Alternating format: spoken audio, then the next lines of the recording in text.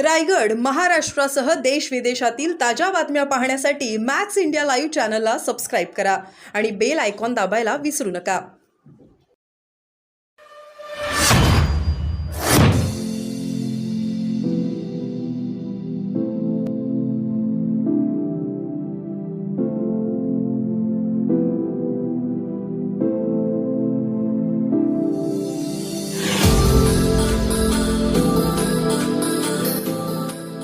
आणि कोणाचे मुद्दे असतील तर त्यांनी आपण व्यक्त करावे अशी विनंती करू.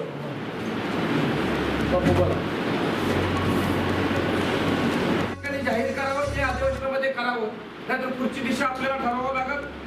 नंबर 2 ची गोष्ट ही आहे, महाराष्ट्रामध्ये नव्हे तर संपूर्ण देशामध्ये जाऊन मी तुम्हाला सांगतो, गेल्या 4 वर्षामध्ये सोलापूर जिल्ह्यामध्ये कमीत कमी 2,49,500 आपल्या तमाम गरीब मराठा बांधवांना त्याचा लाभ मिळाला. म्हणून त्या धर्तीवरती असणाऱ्या सर्व घटकांना, नुसतं धनगरच नाही, एनटी मध्ये एनटी अ, एनटी ब, एनटी क, एनटी ड, याच्यामध्ये हटकर असतील, वडर समाज असतील, वंजारी समाजातील सगळे 4 घटक आहेत. तर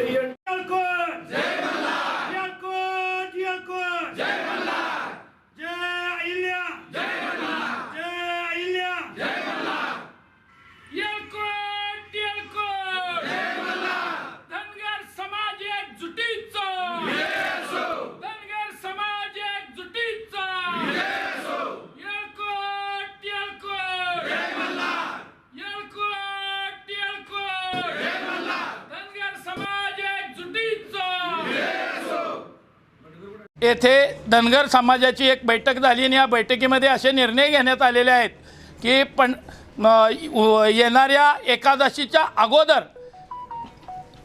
महाराष्ट्राचे मुख्यमंत्री व महायुती सरकारने महाराष्ट्रातील धनगर समाजाला अण्णासाहेब पाटील महामंडळाच्या धर्तीवरती धनगर समाजातील तरुणांना 30 लाख रुपये बिनव्याजी कर्ज तात्काळ मंजूर देण्यात यावं, तसा आदेश काढावा व तसे आदेश प्रत्येक बँकेनं देण्यात यावे ही मागणी करण्यात आलेली आहे. तसेच पंढरपूर शहरामध्ये मोठ्या प्रमाणात असं अहिल्या भवन उभा करावं आणि महाराष्ट्रातील धनगर समाज बांधवांना त्या ठिकाणी राहण्याची व्यवस्था होईल. कारण राजमाता अहिल्यादेवी होळकरांनी संपूर्ण देशभर स्वखर्चानं अनेक ठिकाणी धर्मशाळा बांधल्या, घाट बांधले, भाविकांना सुख सुविधा केल्या. परंतु पंढरपुरामध्ये आमच्या येणाऱ्या भाविक भक्तांना, आमच्या समाज बांधवांना राहण्यासाठी किंवा निवासाची व्यवस्था नाही. त्यासाठी प्रशस्त असं अहिल्या भवन या ठिकाणी जागा शासनानं उपलब्ध करून देऊन बांधावं, अशा 4-5 मागण्या आम्ही राज्य शासनाकडे केलेल्या आहेत. मंगळवारी आम्ही जिल्हाधिकारी, पालकमंत्री, तहसीलदार, मुख्यमंत्री, उपमुख्यमंत्री यांना निवेदन देणार आहोत आणि पुढची दिशा त्यानंतर आम्ही ठरवणार आहोत.